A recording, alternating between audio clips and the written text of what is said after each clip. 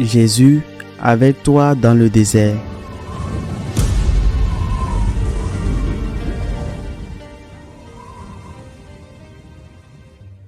En ce temps-là, Jésus prit avec lui Pierre, Jacques et Jean son frère, et il les amena à l'écart sur une haute montagne. Il fut transfiguré devant eux, son visage devint brillant comme le soleil, et ses vêtements blancs comme la lumière.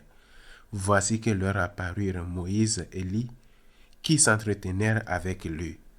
Pierre alors prit la parole et dit à Jésus: Seigneur, il est bon que nous soyons ici, si tu le veux.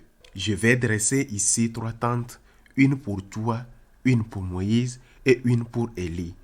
Il parlait encore lorsqu'une nuée lumineuse les couvrait de son sombre, et voici que de la nuée, une voix disait: Celui-ci est mon fils bien-aimé, en qui je trouve ma joie. Écoutez-le. Quand ils attendirent cela, les disciples tombèrent face contre terre et furent saisis d'une grande crainte. Jésus s'approcha, les toucha et leur dit: Relevez-vous et soyez sans crainte. Levant les yeux, ils ne virent plus personne, sinon lui, Jésus seul.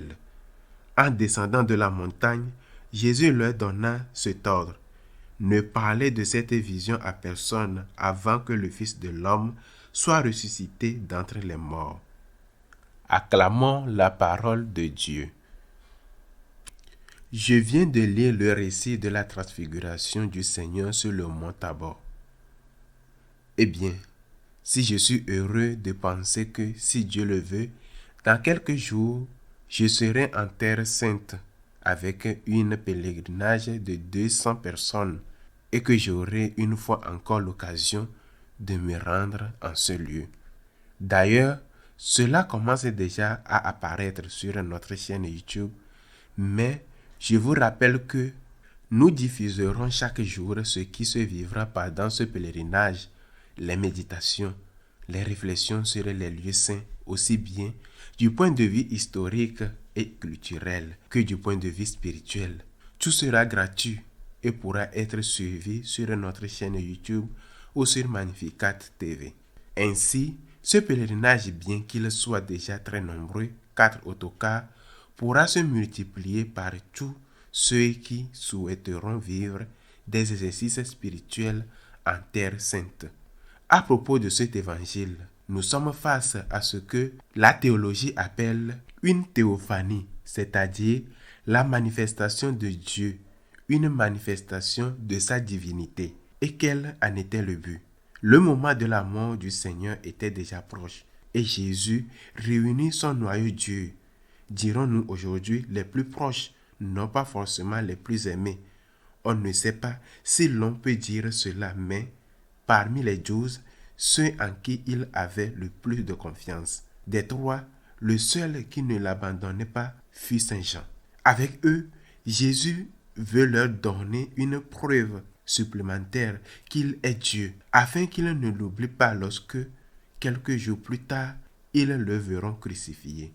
Alors, le Seigneur apparaît resplendissant aux côtés de Moïse et Élie, les 2 grandes figures du peuple d'Israël qui lui rendent hommage.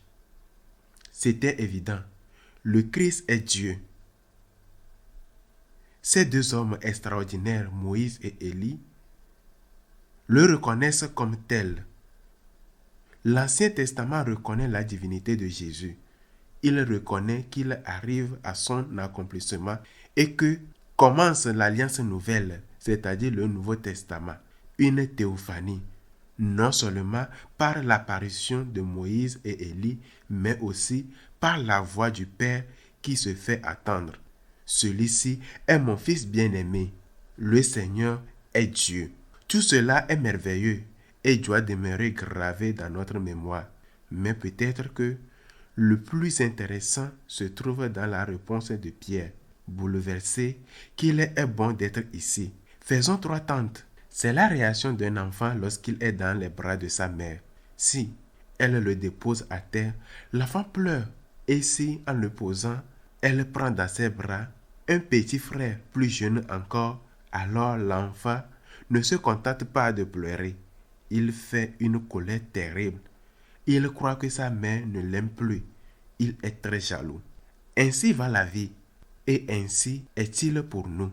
Lorsque nous sommes dans les bras de Dieu, lorsque tout va bien dans les moments lumineux et merveilleux qui sur le chemin spirituel correspond aux fiançailles dans la vie humaine, quand tout semble facile, quand le cœur brûle d'amour, quand on est comme amoureux de Dieu, ce sont les premières années du noviciat. Je me souviens du mien. Dès que j'avais un peu de temps libre, j'allais à la chapelle pour être là, devant le Seigneur, tout tranquille. Je ne lui disais pas grand-chose, mais j'étais avec lui, simplement avec lui.